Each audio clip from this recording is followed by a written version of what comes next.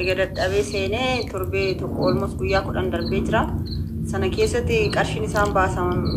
guddaadha yaala baqaqsuu sanaa fi maallaqa asii fudhanii deeman fudhataniirani bishaan gold miliyoona tuqaa 5 cheekiin kennee fi eegasii birrii 500 fi 40 ergee fi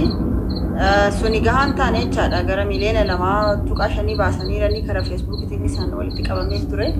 so amma waan nyaatanuu qaban akkaatanatti maniin baay'ee miidhamaniirani isaan ibeerra bu'aa jiru jechaadha olaantuu fi mucaalsaatu ibeerra bu'aniirani har'a fakkeenyaaf qoricha kennamuu fi qabu arganii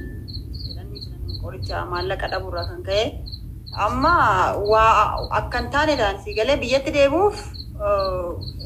idaara jiru iyyuu kaffallee yaalchisuuf maallaqa hin qabanii ofiifuu waan nyaatanii hin qaban so in ulfaata haalli keessa jiran ulfaateera isaan iyyuu rakkoo hin taaneef saaxilamanii jiranii biyya san immoo baay'ee maallaqa yoo hin qabaanne biyya ormaa jiran qabduu nama hin qabdu baay'ee rakkisaa ta'ee jira akkam akka goonu baay'ee uummanni Oromoo hundinuu birmatee nama kana yoo xiqqaatee dhukkubsataadhuma isaa sana gara biyyaa dhufee yoo danda'ame sitti yaalamee yookiin immoo isheen maal jetti mana Oromoon biteensan gurguruu yaadaa yookiin gurguraa maallaqa na ergaatti so akkam goona yeroo gabaabaa keessatti manni gurguramu moo manni sun immoo gurguramee akkam ta'a waan baay'ee sammuu kona dhiphateerana kanaaf laaluu asitti zariun otuma achitti du'ee raatee yaada jedhu qabanii intalli isaa amma har'a qorichi waan ittiin binnu dhabnaan baay'ee feenti taatee jirti kuftee naan jette haala jechuun ani waan itti bilbilee dafee cheek isaan godhuuf haala isaanii baay'ee hubachaa jira rakkoo hamaa keessa jiru dhugaa rabbii so qarshii doolaara 20 kan isaan irraa gammaa fayyadamu guyyaa guyyaatti dabalaa deema akkasumatti immoo ICU keessaa baasanii lubbuun isaa hafuura isaa akkuma jirutti biyyaan ga'uuf immoo doolaara 5,000 barbaada kan biraa 25 jechaadha so akkam goonaa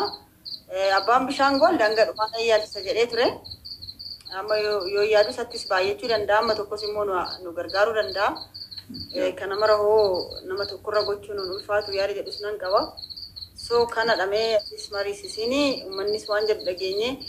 maaltu ta'a akkuma ati jette goofandimiin amma piroosesii qabaa yeroo fudhataa amma arjantiidha kan barbaadaa jirru achi hawaalaa akkaawuntiin qabanii paaspoortiin qabanii haala sanaan erguuf hin danda'ama asitti immoo mucaan isaa bakka bu'umsa guutuu qabaa kan baankii maallaqi karaa baankii zariiwwan itti galee maallaqi walitti qabame sun immoo gara doolaaraatti akka gajjiiranii erganiif gochuu hin dandeenya akkaawuntuma sanarraa doolaaraan akkasumatti fudhachaa turan waan ta'eef jechaadha isaan achi poos maashinii qaban wantanii qabanii kaardii qabu waan ta'uuf baafachuu danda'u kanumani baay'ee dhiphadheera baay'ee yaa wantichi baay'ee nama dhiphisa egaa amma wanta ammaatti egaa wanti guddaan dhiphoota wantaan waan nurraa eegamu waan gochuu dandeenyu hundumaa goone lubbuu isaa baraaruu yoo dandeenye baraaruudha egaa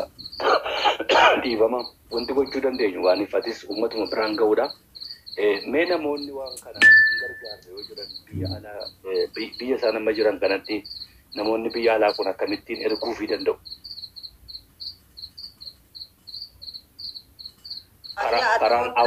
antini injiramite akka western union akka MoneyGram maal sana ta'e tawakkal karaa tawakkal multi transfer sanaan maqaa intalasaa aanolee zarii wadaajoo jedhuun aanolee zarii wadaajoo jedhanii isaan birriin argatu namni akkas ergeef jira amma doolaara 100 an ergeef namni tokko jiraanii naan beeku so akkas erguu hin danda'ani bilbila faa qabu akkaawuntii masaa amma irra deebinee beeksisnaaf irratti gal bilbila qabu azaloo namni jiraate ittiin keenya qabu Facebook irrattis barreessinee jira irra deebinees barreessuu dandeenya Facebook kiyya jalaa isin argatu nuyi deebii lakkoofsi wayis jira lataanis maxxansee jira ijoolleen maxxansanii jiran gammadaa nama 300 fi nama 240 daawwachaa jira tariiga namoonni biyya alaa keessa jirtan gargaaruu barbaadan goofandii kana bannee gargaarra yoo jenne goofandii haala hamaa keessa jira galatoome obboleettiin keenya Masarat jalqabarraa kaastee waan kana keessa deemtee irratti hirmaachaa turte agasaan biyya Turkii deemanitti biyya Turkii miti dhiifama biyya Hindiiti silaatu biyya Turkii dhaqanii rakkoon kun hundumaan hin jiru achi nama Oromootu jira doktoroota Oromootu jira kanaan dura yeroo baay'ee beeksiseera waggoottan 3 darbe kana isinitti maan ture Oromoo hundumaan har'as dhaggeeffadha wallaansaaf gaafa dhaqxan biyyi Hindii jechuun corruption itti baay'ee beekamoodha. Ummata kana wajjin jiraadha biyya kana keessa sirriitti wal beekna. Kanaan dura sagantaa koorratti wallaansaaf yoo deemtan biyya Turkii godhattan Istaanbuliin dhaqa doktoroota Oromootu jira afaan sana sirriitti beeku biyyi biraan rakkoo isinirraan ga'u jennee dubbachaa turre kanoo asuma irratti bakka tokko gaafa deemuuf kaatan namni koo jira afaan sana sirriitti hin beeka eenyutu na gargaara akkamittan be'ee gala waan jedhu sirriitti turratti nu batin baatanii akka kana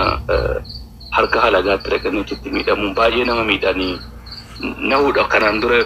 yeroo 2-3 irraa haasa'e maal godhuga karaa tawakkal ganda warra Sumaaleetiin awaalaa Sumaalee sanaanii horii amma dandeessan cinaa dhaabbadha lubbuunsaa achuma bakka amma jiru kanaallee fuudhanii akka biyyatti galanii fi doolaarii 25,000 isaaniin gaafachaa jiru doolaariin sun kennamu malee zari'uun hin baasanii rakkoo hamaa biraa keessa galuudhaaf deemu kun salphina guddaaf ta'a Oromoodhaafis salphina